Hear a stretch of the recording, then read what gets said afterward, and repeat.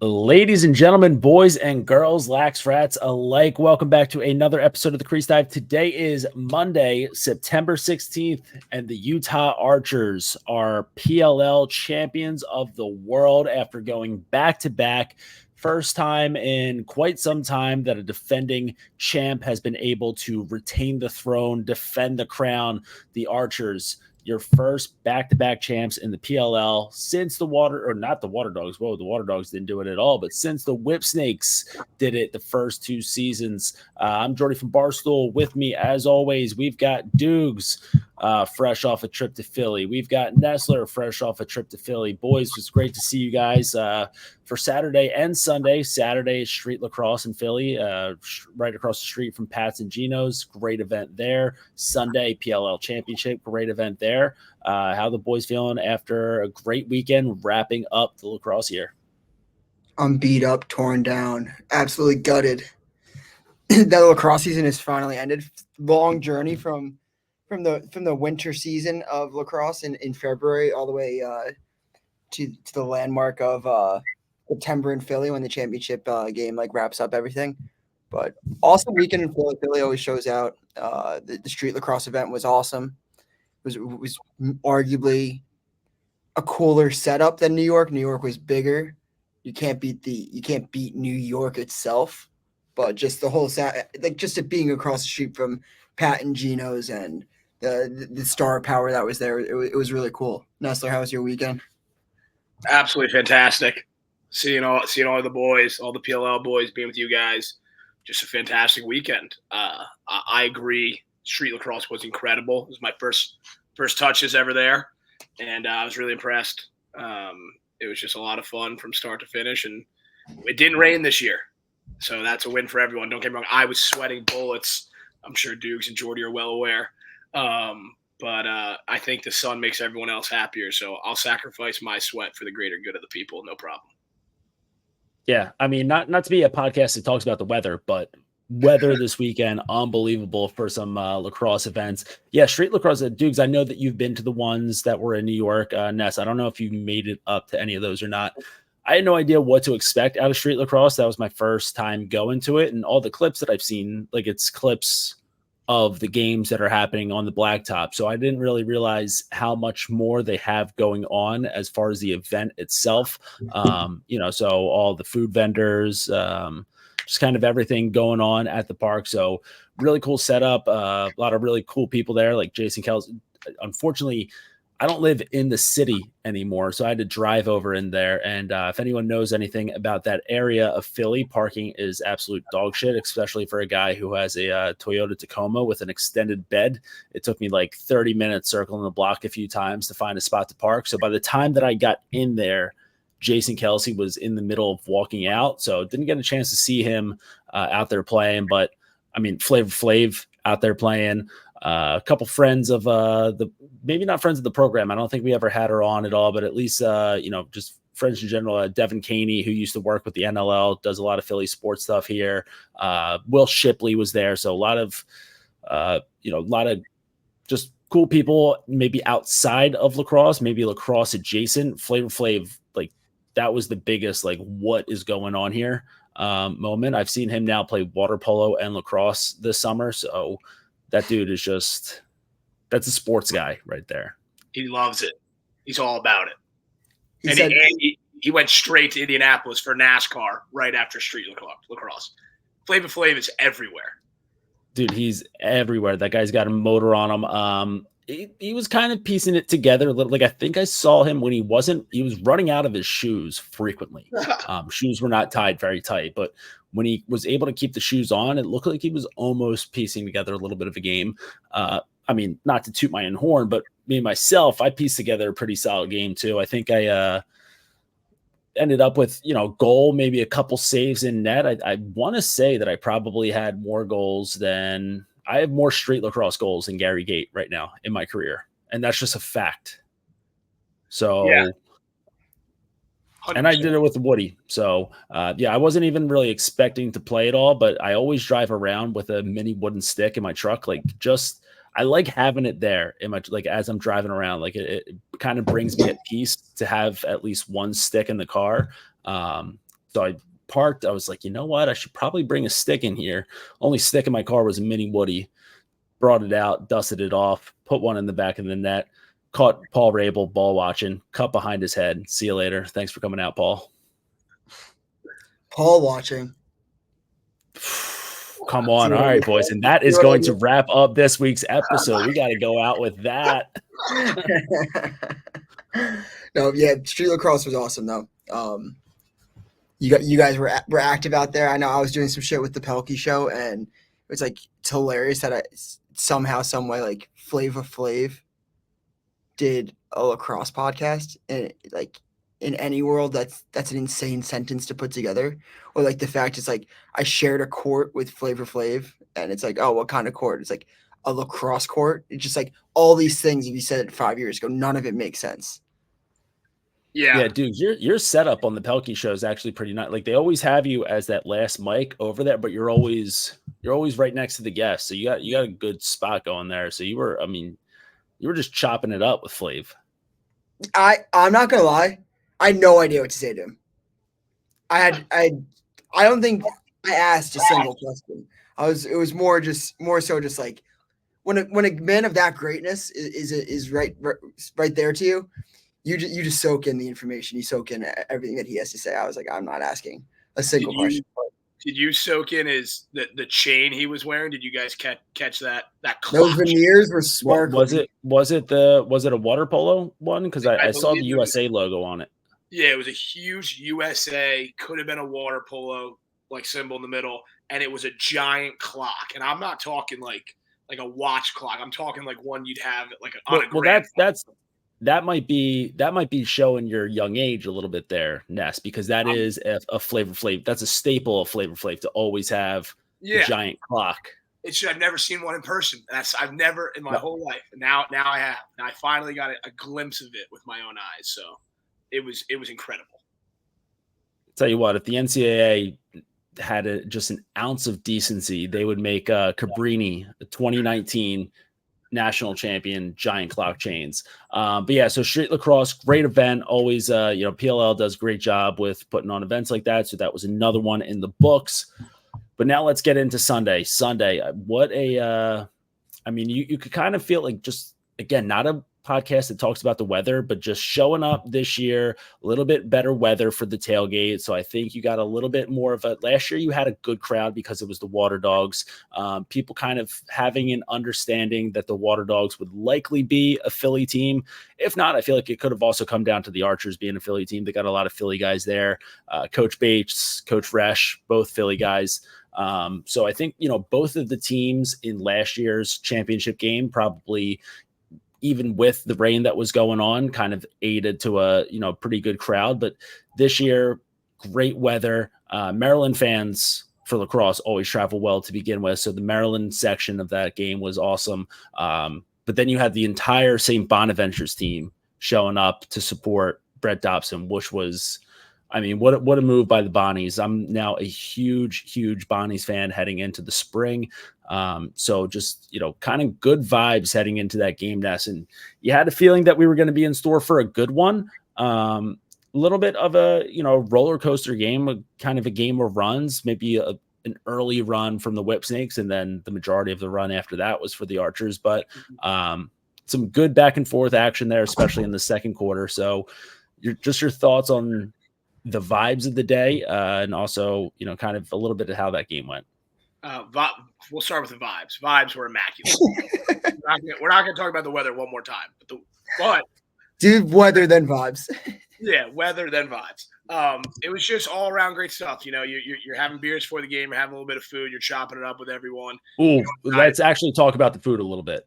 Oh yeah. Well, how about it was great for you, Jordy, because Jordy took a risky play, showing up. I'm a little hungry. Do I stop for food? And Jordy showed up to quite the spread. Jordy, what was your favorite food you ate before the game at the Cash App pregame party? So they're messing around with these little mini chicken and waffles, which were great. It's not like I think the waffle on its own might have been okay. I think the chicken on its own might have been okay. Nothing about either of them, and they're like as an individual were blow your dick off tremendous. but you put them together. You're at a lacrosse tailgate. Those two together, oh, so good. I mean, the pigs in a blanket. Come on, like that's if you don't get down with an entire plate of pigs in a blanket, fucking go to Canada, get out of here. You're not American. The vegetable spring roll, just kind of, good little soy sauce to dip them in, just kind of to kind of just take you away for a little bit, make you feel like you're in a nice little East Asian spa, what have you. They had lobster BLT going on right there, but the Chester waterfront, I don't know if anyone's familiar, probably not the, I don't know. I like to have seafood when I'm near a body of water, but maybe not the Chester waterfront. So I didn't mess around with the lobster BLT, but what a spread. I think mine. Keep going with the vibes, Nest. The pigs in the blankets. I want to touch on that really quick. The mustard on them was fucking so good. But that's all. Oh yeah, a little bit of spice, real grainy. I'm a big grainy mustard. I'm a big grainy mustard guy. I only mustard I like. I have to say, I don't like hot dogs and I don't like pigs in a blanket. And now I feel like I have to go to. Well, that's weird. We lost Nestler for the entire podcast. He's gonna be so pissed when he comes back in. He's gonna be furious. I knew that was going to happen. I was going to say it right when Jordy signed off for the show, but I was like, I can't hold it in any longer. They're just going to have to know it, and it's okay. I am who I am, but I had to get that off my chest. Not a hot dog guy, surprisingly. I know that's mind blowing, actually. You seem like a glizzy gobbler. Pause. Yeah, I seem it could be any food. You'd be like, you seem like this guy. It's like no. No. You just seem Dukes is making it a weight thing. No, I mean, I have to remove him again to get this point off. It goes along with drinking. Like if you're a drinker, I'm gonna assume that you can pound hot dogs. Yep. That's so fair. So fair. Very fair. Good move cutting me out because it would have taken a few minutes to get that one out. Oh, good point. Good point. I haven't pulled this move all season either. I know this used to be a thing last year, but stop. Bullshit. For the people not watching, I'm being toyed around with right now. We're just running you in and out of the box. You're basically Grand Ament right now. You're coming in through the box. I'm gonna need my inhaler. I think the setup though for what the PLL has done, like making championship weekend festivity in itself. Like just the fact that like you would want to come in from out of town to like go to street lacrosse, see celebrities, see some former players, get a run in. Also then just like the festivities surrounding the game, like the Cash App party with DJ Press Play, obviously the Premier Zone, the build up to the game, the media day now on Friday, the award ceremony. We could touch on that a little bit if you guys want to, after we kind of touch on the game, but. As far as the game goes, was that the most boring PLL championship of all time?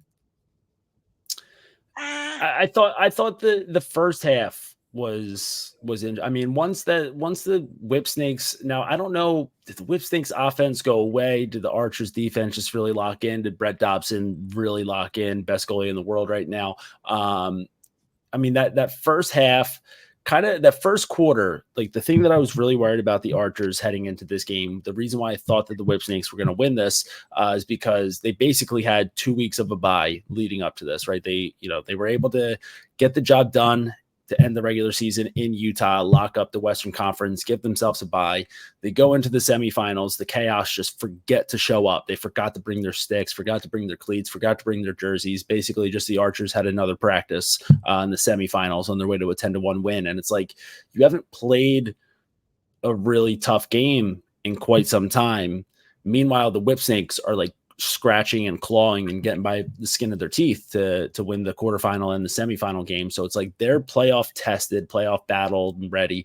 Archers, maybe not so much. So, the game starts off 3-0 Whip Snakes. And I'm like, okay, like this makes sense. This is exactly the way that I thought it would play out. I feel like that Mason Woodward 2-bomb, probably a huge, like that right there is just inject a little bit of energy into the Archer sideline. Like the Matt Moore goal was actually, I think, really big, like, because the Matt Moore goal originally that got waved off, right? So 3-0, Matt Moore scores, goes into like commercial break, I think. I don't know if it was a commercial break or not because we weren't watching, but it took a while for that challenge to come back, for the goal to be waved off.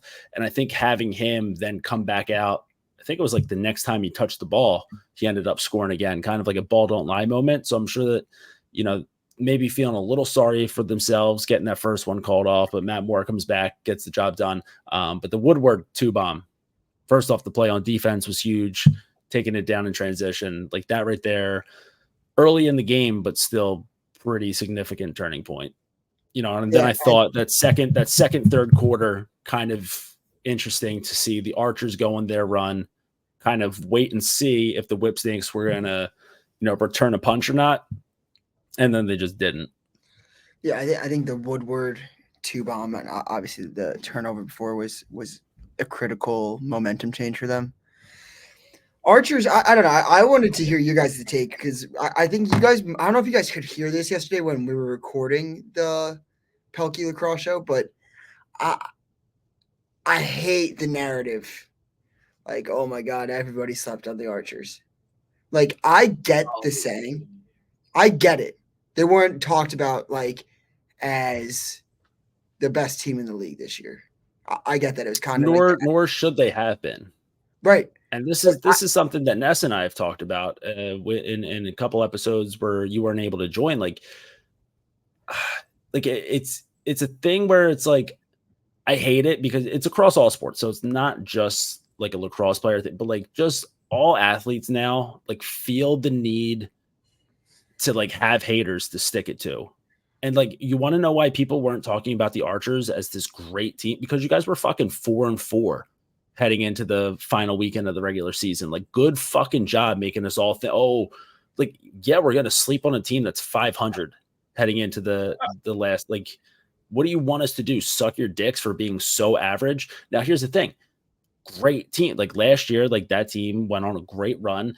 They have pretty much the exact same roster with a few extra pieces. Yeah, sure, you lose Schreiber at the end of the season, but it's like you still have so many pieces to kind of pick that up where like you still have one of the best now middies in the game with Grant Ament. You still have one of the best shooters with Mac O'Keefe and a great attackman who's, really carved out a sick career and Matt Moore with the national champions and the PLL champions. You have, best goalie right now, top 2 goalie on the planet with Dobson, Sisselberger, who can make every game a 50-50 at the start. So like you have all those pieces, but you guys weren't winning. Like, yeah, we're going to sleep on you. So I feel like every single team is like, yeah, you guys were sleeping on us. Yeah, you were sleeping on. Like there are 7 teams out there besides the Atlas who could be like, yeah, everyone was sleeping on us. Yeah, but I also think that like just more generally speaking with the Archers, it's like they've been good every fucking year. Like they've been a number 1, number 2 team. Like even when they're 4-4, they have the second best odds to win the championship. So it's like, yes, you're not being talked about it like as you were maybe last year when you had Holman and Manny, but like it's one of those things that like I don't want this to become like an underdog story. Like an underdog story would have been like the chaos winning the championship. And I like, and I know that's like a meme at this point because of like when like 1.9% of people like chose them to win, but like that is what it is. Like that would have been even the Whipsnakes. And I'd even go as far to say that there's really not many opportunities for an underdog story in this league. Yeah, there's only 8 teams. Like every team is going to be loaded with talent. Like maybe the Outlaws. If the Outlaws did it with, the season that they had before, changing it, like rebranding of the team and coming back out here, like if they went on a run, like that would be like the most surprising one of all time. But there's only 8 teams. Like it's not like there's any team out there that's just like horrific. Even like the Water Dogs were 1 or 2 goals away in every game from being great. Like every team in this league is like a couple bounces away from being great, and every team in this league is a couple bounces away from being terrible. But I just like lacrosse guys, just like if you're not sucking their dicks, they're like, "Oh, you hate us. Like we're now we're underdogs." So I also think like because of the way the year went with like the Atlas and Teat having the year they had, and Teat being like MVP from week one, and then you have Blaze being talked about as best goalie. Like people didn't mention Dobby as much, but it's like, dude, everyone who has a fucking brain knows how good Brett Dobson is. Like anyone who watches the sport of professional lacrosse knows how good the Archers are. And I just totally agree with like both of you, where it's like no one was saying they weren't going to win the championship. It's just people weren't like standing at the front of the gate being like, oh, the Archers are going to win the championship. I think there's like a huge difference. And I think just watching it, you're like, they clearly have one of the best teams in the league, and now they're back-to-back champs. So okay, we're not going to harp on it anymore. My last point is, I think you nailed it too. Nobody counted them out. That's the verbiage that I need to get. Nobody counted them out. I think I heard someone say yesterday, like, you counted out. It's like nobody fucking counted them out. No. Anybody that counted them out. I watch the odds every single week. Legitimately, never counted out. They were top three odds throughout the entire season. Yeah, 100%. 100%. That's all I had to get off my chest. Congratulations. I didn't want to be like, oh, the back-to-back champions are so like somehow like when people try to do that with like UConn, like nobody thought they could do it. It's like, are we sure?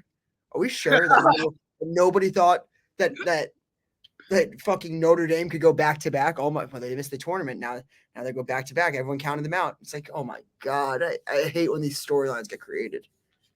Yeah, I mean it's a plague that's going across all sports where Yes. like just everyone feels the need to have haters to prove wrong, and maybe it just is what it is, and if that's what guys need to get themselves motivated to go out there and just do what they need to do, then I guess like that's what it is. And good on the Archers for using whatever fuel that they needed to get themselves fired up, especially for that.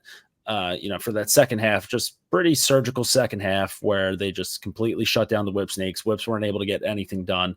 Couple goals there. What do we have? A Ryan Conrad goal. I think Zedzilla finally found the back of the net after having a very, very silent first half. But for the most part, Whip's not able to get anything done, and Archers were just doing what they do best. They snap the ball around, they push it in transition, they get it to guys who can shoot the piss out of the ball. Obviously, every time we talk about the Archers offense and guys who can shoot the piss out of the ball, your initial thoughts go to Mac O'Keefe. Then all of a sudden the ball ends up in Trey Leclerc's stick, and you're like, holy shit, how's someone supposed to stop that when he's stepping down from 12? Like, you really just can't. I had a question for you guys. Do you obviously remember it? Do you remember one specific part of the first half that you can pinpoint as a massive changing point in the game? It was a call on the field. Mason Woodward 2-pointer.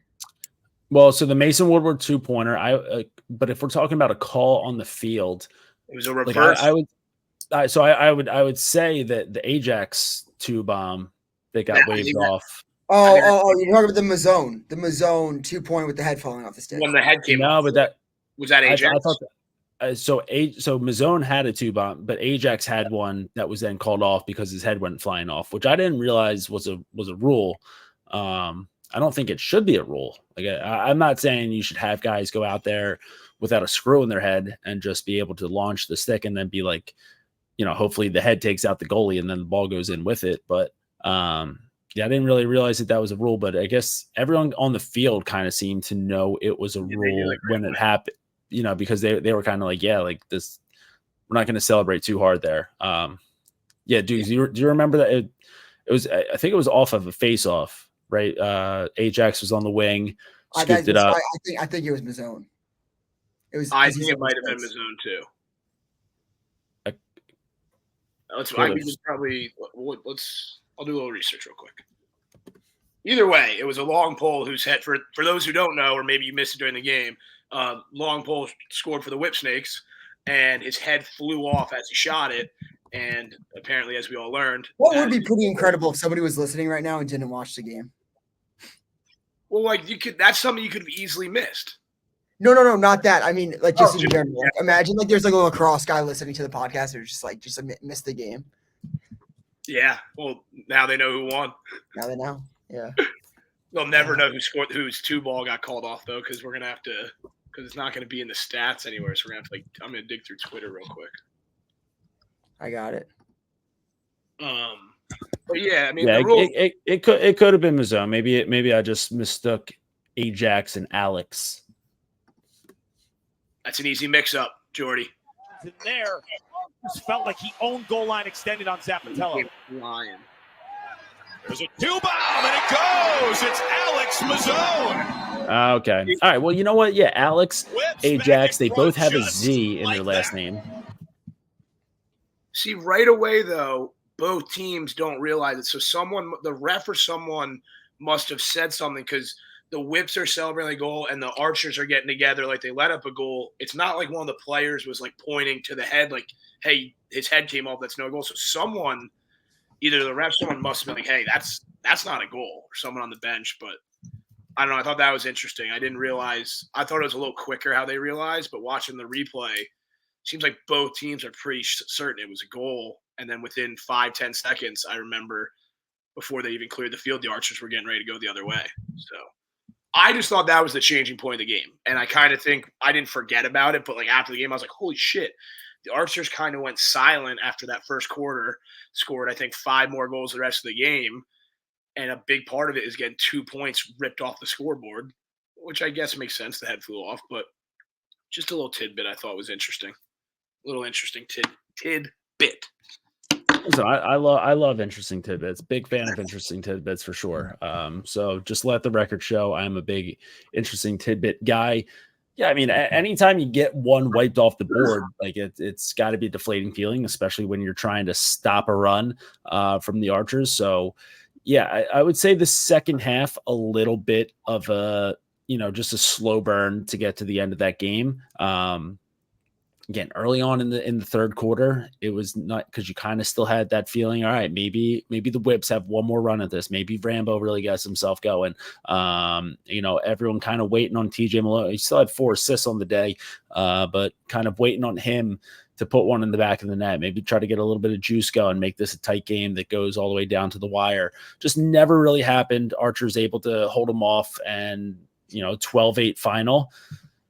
But back-to-back champs. And I would so here's a question for you. So Archers 2023, 2024 back-to-back going up against Whipsnakes 2019, 2020 back-to-back. Who has the better run there? Young Rambo. I'm going to take the Snakes there just for nostalgic purposes. But you do. So I'm not saying which team was better. Like I'm saying, like what run was better. Because you have to remember the Whipsnakes, their second one came in the bubble, right? So it's a shortened 2-week season in Utah. Yeah, it's crazy.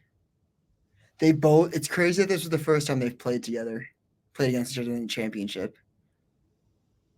The Whips have only had one bad year. I think that's fair.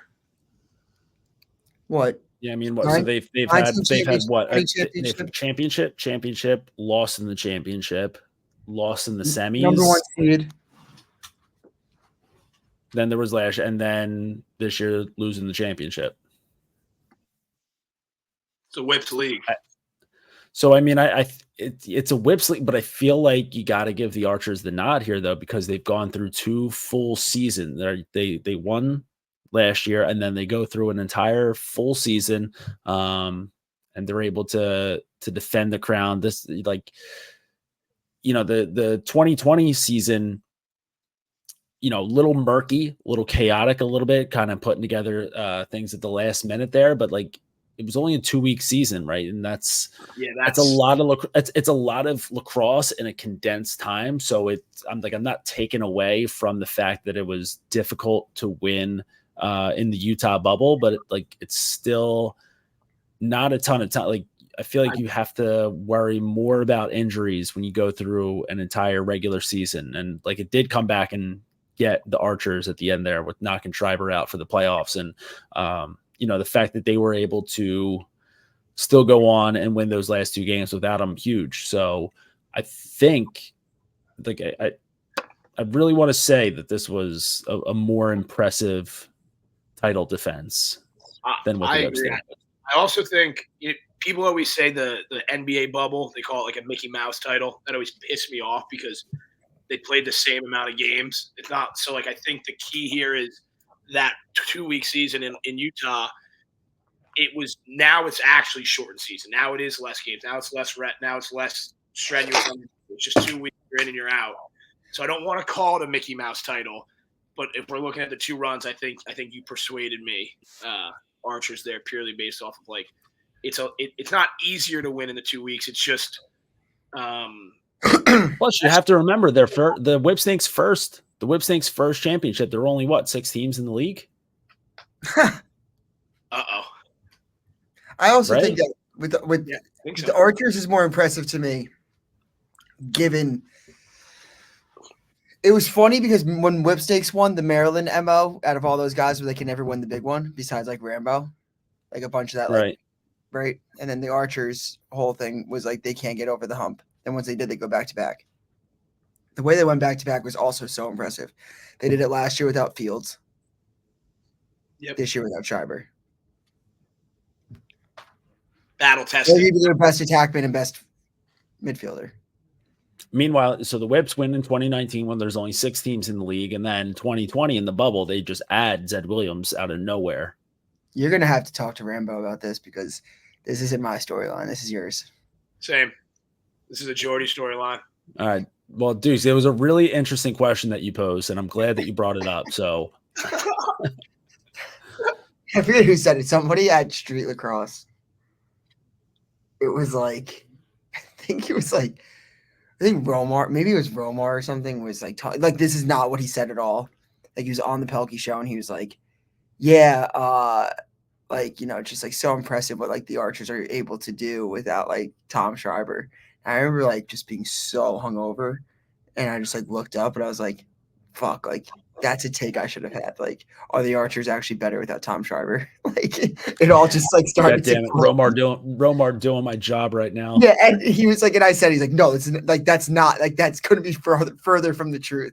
I mean, what the exact context of it was, but like it was like someone was saying about like how well the Archers have played without Tom Schreiber, and I was like, it just swung my head, and I was like, are the Archers better without Tom Schreiber? just immediate content for you. Yeah, just talking heads. Asking the right questions. Any of the awards? Yeah, potential goalie of the year snub for Kirst, I'll say. MVP Teat. Do you guys have any qualms with Rookie of the Year TJ Malone? So, I don't think so. Like, I think it's just one of those things where, like, when we're looking back on history. So let me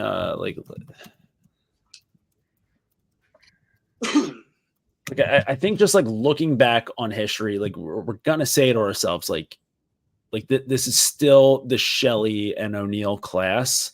I think TJ Malone had an unbelievable season. I think he's gonna have a great career. Like I think that he kind of benefited from being in a better situation as far as votes go, right? So O'Neal was kind of up and down this year because he was playing on a shitty Outlaws team. Shelley was never really he didn't play as many games. I think he played one fewer game than Malone, and also like might not get the credit that he deserved on that offense just because Teat was, as we say in the biz, the straw that stirs the drink. So I think just like TJ Malone was like the perfect storm for better voters to win Rookie of the Year. Like if I'm saying like who the best rookie in that class is, I don't necessarily know if I say it's still TJ Malone, but I don't have any qualms with it. Like I don't have any hangups with it. Would you have voted? Would you have voted for TJ Malone if you could only pick one, like for just this year? No, I wouldn't. But it's wow.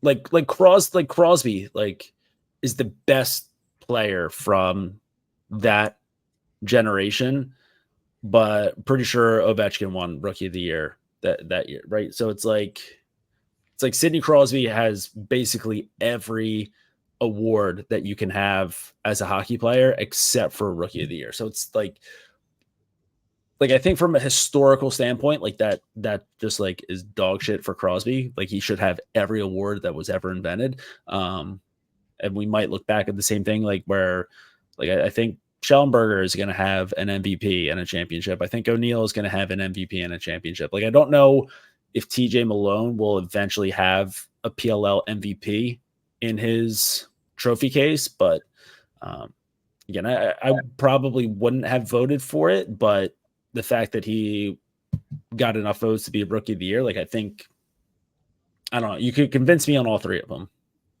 That's fair. What, you wouldn't have voted if you had one vote? You won't go in TJ either, Dukes?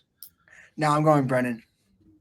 Fair. It really comes down to TJ probably playing next to two MVPs and like what Brennan was able to do for that Outlaws organization, and where we were talking about for what Brennan did for the Outlaws outweighs for me what TJ is able to do for the Whipsnakes.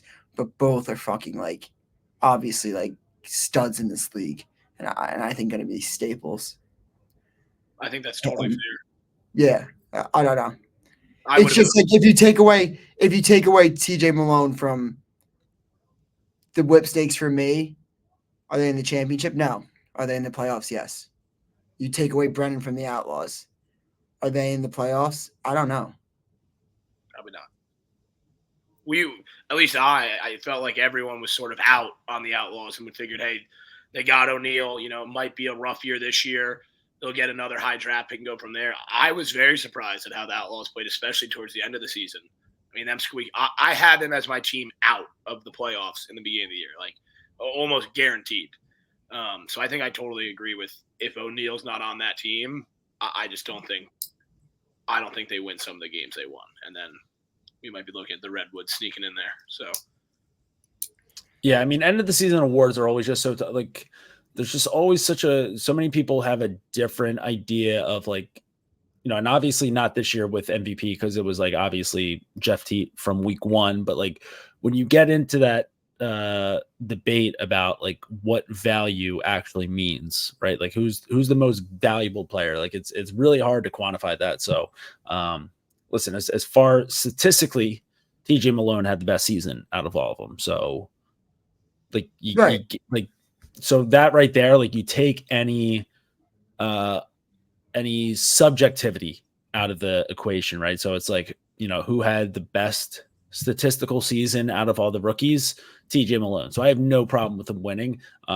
Once you put the subjectives out there and you talk about value or who, you know, did more with the situation that they had around them, like that's where it gets a little bit murky. That's where you can have conversations. That's why you have podcasts that are, you know, just three idiots rambling on for 38 minutes so far. But statistically, TJ Malone, great job. I think my only one hang up that I would have, and it hurts because I think that, you know, I think that Brian Ambler is clearly an unbelievable teammate. You know, the fact that Tom Schreiber goes down, Brian Ambler steps up, assumes the captaincy of that team and leads them to another back-to-back championship. Ryan Ambler, unbelievable teammate, but the bias part of me would have loved to see Austin Kaut get that award. Yeah, but that's just Delco bias. If I wasn't born and bred in Delco and didn't have Austin Kaut bailing me out from turning the ball over 1,000 times in high school and him making a save on the other end, I would have zero qualms with Ryan Ambler being teammate of the year, but just got to go to bat for my guy Cowder. Mm-hmm. No, that's respect. I have a qualm with Pressler winning. I don't think that he should have won. I don't think that you should be rewarded just because you have a turnaround season when you had all that talent last year and you guys just stunk or, you know, underperformed. And then this year you kind of meet the level you should be playing at. I think someone like Staggs and the way that he was able to adapt and kind of turn around not only year over year, but mid-season with acquisitions. I think that like that was the definition of like a terrific coaching job. And honestly, he's a two-time champ and he's been a pro coach for a long time. Out of all the years in the PL, this was the most impressive for me, what he was able to do. Yeah, I think until the PLL actually has GMs come in and take over some of these teams, like you really do have to put the GM part of the job into the equation when you're talking about coach of the year in the PLL. Um, yeah, sure, Pressler, great turnaround season for the Atlas, even though they probably should have been better last year. And they had an embarrassment of riches as far as talent goes. Not that it's like Stags doesn't have an embarrassment of riches. You have a former MVP, couple championships, defenseman of the years. So he has a great roster as well. But I think what you said, where it's like picking up Ryan Conrad, picking up Levi Anderson, like the GM part that goes into being a coach in the PLL, like Stags blew everybody out of the water in that this year. I totally agree with both of you. So I don't have any other reasons to talk about it, but I thought it should have gone to Stags. Do you guys? I know this is going to sound biased. I don't even know if it should go to the person you guys think. I think it should go to. Do you think there was a potential goalie of the year snub? Am I crazy? Like I love. I'm looking at some stats. I have the goalies up right now, and Cursed had 30. Cursed played 2 more games. Dude, 30 I'm sorry. Cursed shouldn't even be in the top 3 for the discussion. That's crazy. He was up for the award. Well, then let's go to the one who probably should have won it, and that's you go to Dobson, and he's seeing so much. He almost has 50 more saves than Blaze, and it's not a discredit to Blaze. I think it's just a credit to Dobson. And I don't know. I just didn't think Blaze played enough minutes this year to win the award. Similar to Schellenberger not playing enough minutes to win Rookie of the Year. I think that is so fair to say. And I don't know I don't think Dukes agrees. Dude, I don't agree at all. But he didn't play that much. Where do I see his minutes? He missed a game. But then he missed. I want to say it was 2 games played, 92 saves, 8.3.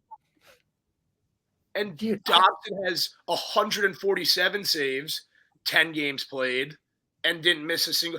I don't want to take it away from him because he got hurt, but that's just a fact of the matter. Is he saw less rubber. So I said this to you. I'm not saying that Dobson. I think Dobson should get one. Like eventually, like obviously he's like a clear cut like top 2 goalie in the year, like in the world, especially now. But like, it comes down to like Blaze with the chaos. Like Blaze is the best player on the Chaos. Would you say Dobson's the best player on the Archers?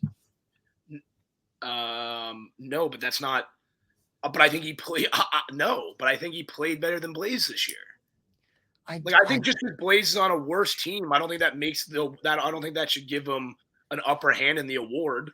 I don't think I'm giving it to him. I also think the stats kind of speak up for like when he was in. It's not like he missed like half the season. Nest. You're acting like because he missed like a week or two. Like he missed the Carolina weekend where they played 2 games.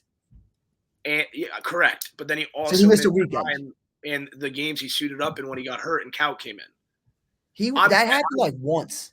Yeah, but there's not many games. Like if we're talking a 10-game season, you just said he missed 20% of it, and then he missed. I'm saying, but I'm putting it into context for you that he missed a weekend. I am aware, but there were 2 games that weekend. That's just fact. We're not going to see eye to eye, and that's okay. Listen, I am leaning towards Ness on the fact that like missing 2 games is a pretty significant amount, like 20%. That's listen for all you math guys out there. Big, listen, I'm not even going to use a calculator for this. That's 1/5 of the season that you lost. Like that's that's pretty significant. And this is coming from a guy who's seen Joel Embiid just get, dicked over by voters because he doesn't play enough minutes and because he misses too much time when it comes to MVP voting. So, like, I will say Dobson has the best chance to dethrone Blaze when it comes to goalie of the year. I think that this is a year where you could have gone either way. I think when you look at the scores against average, like it is, like that's even without like that just kind of takes away the whole playing less minutes. Like this is just like when you're in, what do you do?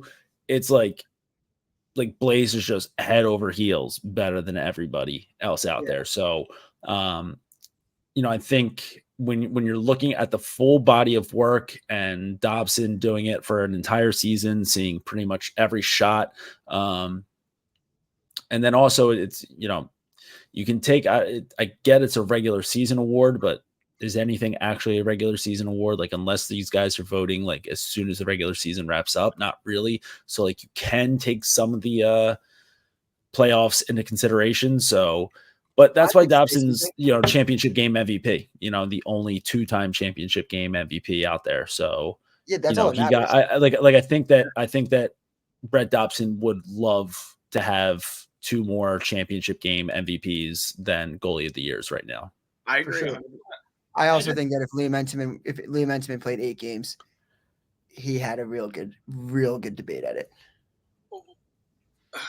All right, fair. I don't have his stats up, so I can't get into it. He played one of the best games I saw this year, but also I think I can make the argument. No, maybe recency bias. I think, I'll say it. I think that if you could potentially have the argument. Oh, no, he can't. No, you can't. What were you gonna say? I was gonna say that he had. It's not. I can maybe say 5. I was gonna say 2 out of the top 3 best performances, and then I was like, no, Blaze and Dobson in the playoffs. Okay, that's fair. Yeah, I mean, well, the one game he had, I don't know the second game time, but the one game he had is like, it was his second or third start, and he just erupted, and that's when I was like, yeah, this guy's the best in the world for a reason, and I do think Entenmann's great, but I don't know. I don't know. I thought it should have been Dobby this year, and again, I think all the goalies are great. I love goalies. You love pitting goalies against each other. You're an Entenmann hater. You're just a huge Entenmann guy, and I think Entenmann is unbelievable. I just don't seem like it. I was all over Entenmann with you all spring. I was high on him coming in. I just don't think I don't think you can put him top 3 in the league right now. I just don't. I think I already did. I think he did. I think that's like a consensus right now. I think Curse got bumped out to number 4. I can't live in a world where Curse is out of the top 3. So for now, he was in it for most of the year, and then Entenmann's played. And then we'll go if we're going to talk Stubbs really quick, because I know we're running a little bit long. Midfielder of the year, Tom Schreiber won. He said it. I think Grant Damon deserved it this year. Do you guys agree, disagree? Tom's the best midfielder in the world, but I just think this year what Grant was able to do, stepping up, like one of them getting a shorty at some time, like coming out of the box, is just like a scary thought. And I just think that, like, to some extent, Grant, putting the ego aside, being one of the best attackmen in the world, winning attackman of the year, coming out of the box, doing it for the good of the team, and putting up like astronomical numbers, that's Mitty for the year for me. Yeah, I mean, so what do we got here? We got 15 goals. We got 13 assists. Tom had, we have 10 goals, a 2 bomb, and 15 assists. So, I mean, they're kind of right there in points with each other. A few more, like if I'm thinking of a great Mitty, like I mean, both of them, yeah, I mean, they equal distribution, whether it's, scoring the ball, assisting. So it's, yeah, they're 1A, 1B for me. I still think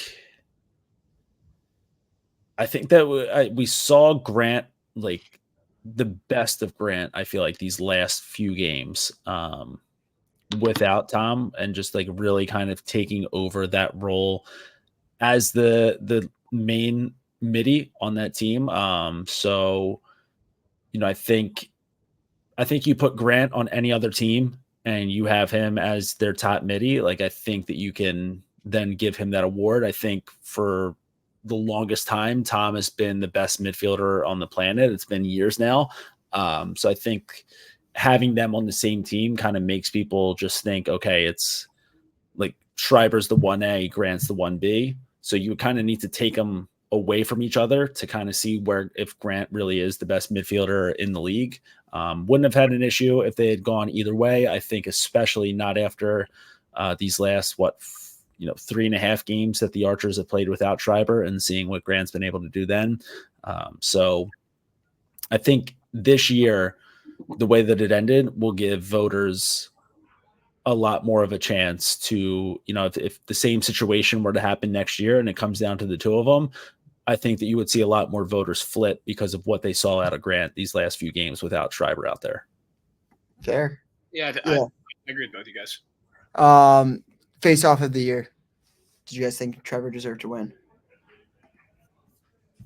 I think so. I mean, I think it's sort of similar to probably how like you look at like this. I think it's similar to Blaze. Like he's the best in the world. And there's plenty of other really good face-off guys, but I think it's sort of undisputed. Like it's Trevor until he has like a bad season.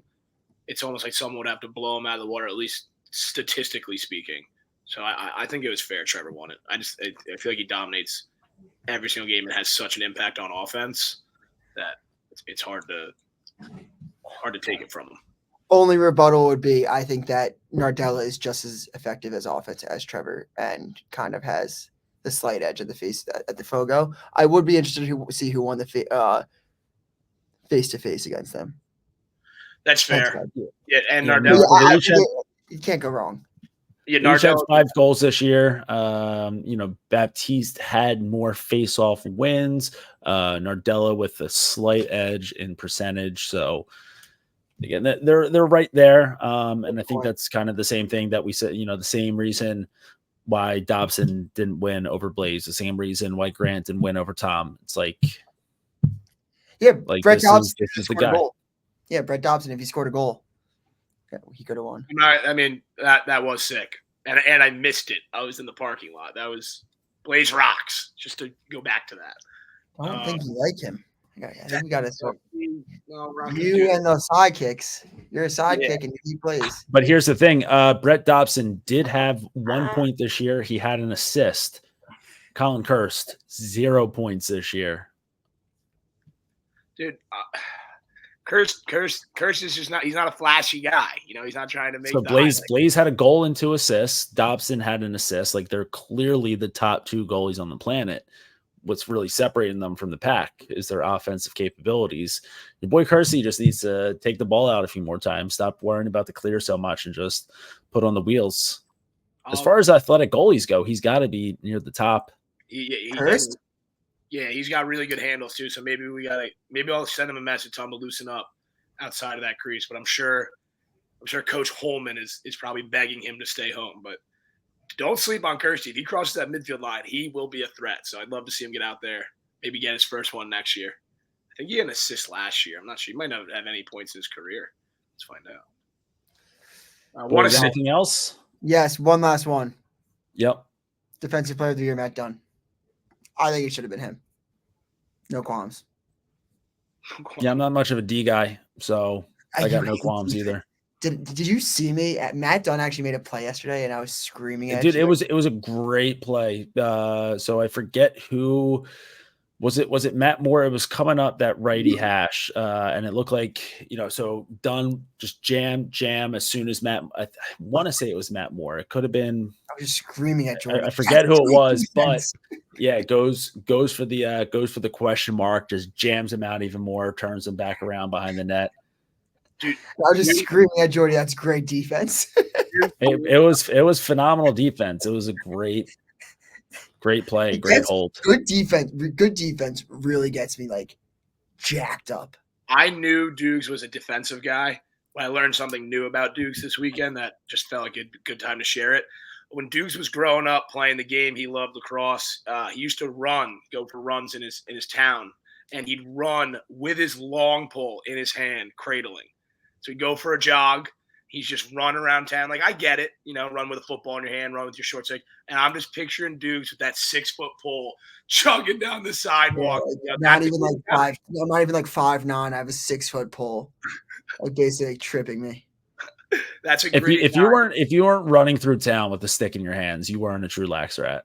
Yeah, I agree with you. Yeah, so you're gonna. I didn't even tell you this part of it. Like, he's like, that's when I was like a little bit older. But like, if you don't think that for a little bit when I was playing goalie and LSM, that like in like 5th grade that I wasn't running with that goalie stick in my hand, like you're crazy. That's just I took it to the next level with that shit. Like I was like, you got to, like, if you want to get there, if you want to win a national championship MCLA, you're gonna have to put in the work right now. 100%. I mean, it's a gritty move. Just running through town with my left arm kind of up around my head, just making just making sure protecting the stick at all times. And then once I got to college, I started running around the neighborhood. I'd have like a microphone in my hand to practice podcasting. Dude, some guys just love the game. 6-foot wire. Appreciate you guys this season. Yeah, great season. I mean, Ness was awesome to have you on here full time with us this season. Dukes, what an unreal run you've had, pulling double duty with the Crease Dive and the Mitch Pelkey show. So no one pods about Lax more than this guy right here. So yeah, great guys. Listen, anyone who's made it this deep into the episode, obviously you're a real fan, you're a true fan, listening to all the way to the end. So you've probably been around for quite some time. You've definitely been around for the majority of the season. So just want to give a quick shout out to everyone who listens, everyone who, yaps with us on social. Always great to see people out at some of these events, hear people who are listening to the show, hear players who are listening to the show. So always surreal. Like I get on here, I chat with you boys, and I think, it's just three dudes having a conversation, talking about Lax because we love the game. Like I never really think about people actually listening to the show. And when people come up and like, oh, I'm a huge fan, like love the show, like, oh, like that episode was great. Like it always just blows my mind that people actually do listen to it. So yeah, real big shout out to everyone who listens, everyone who supports. Real big shout out to Ness and Dukes, and real big shout out to our socials. Yeah, we're the Crease Dive on both Twitter and Instagram. Still Crease Dive on TikTok. I gotta say it for Jordy. Shout out to Jordy being a dad, coming in, like making time out of your day, like when you have a new not challenge in life, but you're taking care of a human being now that's like really young. I know you got 2 older daughters, but you got a baby on your hands. Taking time out of your week to talk to us about lacrosse and continuing this Crease Dive brand. We both appreciate you. I'll speak for Nestler too. Yeah, that's an easy one. Jordy, you're an absolute legend. Appreciate you tons. Dukes, appreciate you as well. It's been a lot of fun this summer. But that's football by the time we get the spring season started, my daughter will be close. She'll be probably coming up right around 1, so she'll have a few words. So we'll get her on here as a 4th mic. I heard her first words are going to be Notre Dame by 5. She's going to say the Cannons are better without Lyle Thompson. Appreciate you, folks. Thank you to the listeners. Love you, boys. Love you, listeners. We're going to keep it low to high to the day we die. We out.